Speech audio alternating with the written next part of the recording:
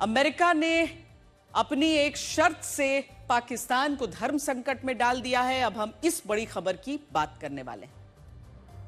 यह एक ऐसा धर्म संकट है जिसको हटाने के लिए पाकिस्तान को अपनी विदेश नीति, धार्मिक कट्टरता और पासपोर्ट सब बदलना होगा। और अगर उसने ऐसा किया तो उसके भस्मासुर यानी उसके आतंकी गृहयुद्ध शुरू कर देंगे। पूरी दुनिया में शांति का पैरोकार बन रहे पाकिस्तान ने खुद को ईरान और अमेरिका के बीच मीडिएटर बताया था। पाकिस्तान के प्रधानमंत्री शहबाज शरीफ, उसके आर्मी चीफ आसिम मुनीर और विदेश मंत्री ख्वाजा आसिफ सूट बूट पहनकर अमेरिका और ईरान के नेताओं के साथ बातचीत के टेबल पर बैठते थे। पाकिस्तानियों को लगता था उनका देश कोई ऐसा महान देश है जो दुनिया में शांति लाने के प्रयास में लगा हुआ है। लेकिन अमेरिकी राष्ट्रपति डोनाल्ड ट्रंप ने सुलह के नाम पर पाकिस्तान जैसे कुछ इस्लामिक देशों के आगे अब्राहम अकॉर्ड में शामिल होने की शर्त रख दी। इस शर्त के जरिए सभी मुस्लिम देशों को इजरायल को एक देश के तौर पर मान्यता देनी होगी, दुश्मनी भुलानी होगी। इस शर्त से सबसे ज्यादा खलबली मची है पाकिस्तान में। पाकिस्तान और इजरायल की दोस्ती, यह बात सोचना खुद वहां के प्रधानमंत्री शहबाज शरीफ और आर्मी चीफ आसिम मुनीर के लिए भी नामुमकिन है। इस्लामिक कट्टरता से घिरा पाकिस्तान इजरायल से कितनी नफरत करता है, यह उसके पासपोर्ट तक पर झलकता है।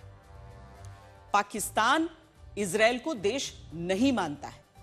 पाकिस्तान ने तो अपने पासपोर्ट पर बड़े बड़े अक्षरों में अपनी नफरत की निशानी को छापा हुआ है। पासपोर्ट पर लिखा है, this passport is valid for all countries of the world accept Israel. यानी पाकिस्तानी पासपोर्ट इजरायल को छोड़कर दुनिया के हर देश के लिए वैध है। इसका मतलब यह भी है कि इजरायल में पाकिस्तान का कोई दूतावास या वाणिज्यिक दूतावास जैसी व्यवस्था भी नहीं है। बात सिर्फ पासपोर्ट की भी नहीं। पाकिस्तान का आधिकारिक नाम इस्लामिक रिपब्लिक ऑफ पाकिस्तान है, यानी वो खुद को एक इस्लामिक देश के तौर पर घोषित करता है। और इस्लामिक देशों की यहूदी देश इजरायल से पुरानी दुश्मनी है। पाकिस्तान और इजरायल में दुश्मनी दो देशों में के खराब संबंधों की वजह से नहीं है, बल्कि यह धार्मिक भिन्नता की वजह से। इस्लामिक दुनिया में पाकिस्तान खुद की छवि इस्लामिक हित चाहने वाले देश के तौर पर बनाता है और इसी छवि को बनाए रखने के लिए वो फिलिस्तीन के हितों की बात करके इजरायल का विरोध करता है। इसके अलावा पाकिस्तान के इस्लामिक आतंकी संगठन और कट्टरपंथी भी धार्मिक कारणों से इजरायल को अपना दुश्मन मानते हैं और पाकिस्तान सरकार उनसे भिड़ना नहीं चाहती। उनके दबाव में ही इजरायल से दुश्मनी पाकिस्तान की विदेश नीति का हिस्सा है। अब्राहम अकॉर्ड में शामिल होने की शर्त मानना पाकिस्तान सरकार के लिए धधकते ज्वालामुखी पर बैठने जैसा होगा। इसमें तबाह होने की संभावना 100% है। अब डोनाल्ड ट्रंप ने अब्राहम अकॉर्ड की शर्त रखकर पाकिस्तान पर बड़ा दबाव बना दिया है।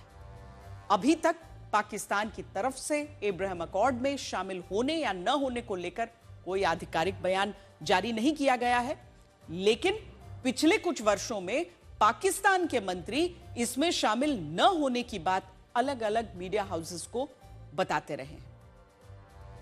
जैसे अक्टूबर 2025 पाकिस्तान के रक्षा मंत्री ख्वाजा आसिफ ने पाकिस्तानी न्यूज चैनल को एक इंटरव्यू दिया था। इस इंटरव्यू में उन्होंने अब्राहम अकॉर्ड में पाकिस्तान के रुख के बारे में पूछा गया। उस वक्त ख्वाजा आसिफ ने अब्राहम अकॉर्ड में शामिल होने की बात कही थी और इसे अपनी निजी राय बताया था। दरअसल उन्हें भी नहीं पता था कि अब्राहम अकॉर्ड पर पाकिस्तान में जो बाकी लोग हैं, जो चलाने वाले लोग हैं, वो क्या फैसला लेंगे। पाकिस्तान के लिए अब्राहम अकॉर्ड वो जिन्न है जिसके निकलते ही तूफान खड़ा हो जाता है। पिछले साल अक्टूबर में ही पाकिस्तान के विदेश मंत्री इशाक डार से भी यही सवाल पूछा गया था। इशाक डार ने अब्राहम अकॉर्ड में शामिल न होने की बात कही थी और पॉलिसी में किसी तरह के बदलाव न करने का दावा किया था।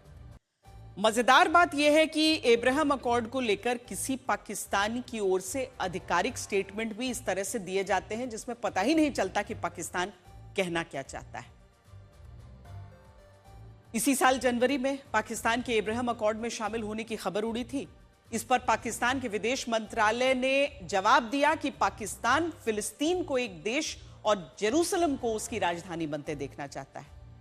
पाकिस्तान ने आधिकारिक रूप से हां या ना में कभी नहीं बताया कि अमेरिका द्वारा प्रस्तावित अब्राहम अकॉर्ड में वो शामिल होगा या नहीं होगा। इसीलिए जब भी अमेरिका मिडिल ईस्ट में शांति लाने के लिए मुस्लिम देशों से अब्राहम अकॉर्ड पर हस्ताक्षर करने या इजरायल को मान्यता देकर दुश्मनी भुलाने की अपील करता है, तो सबसे पहले पाकिस्तान में बवाल मचता है।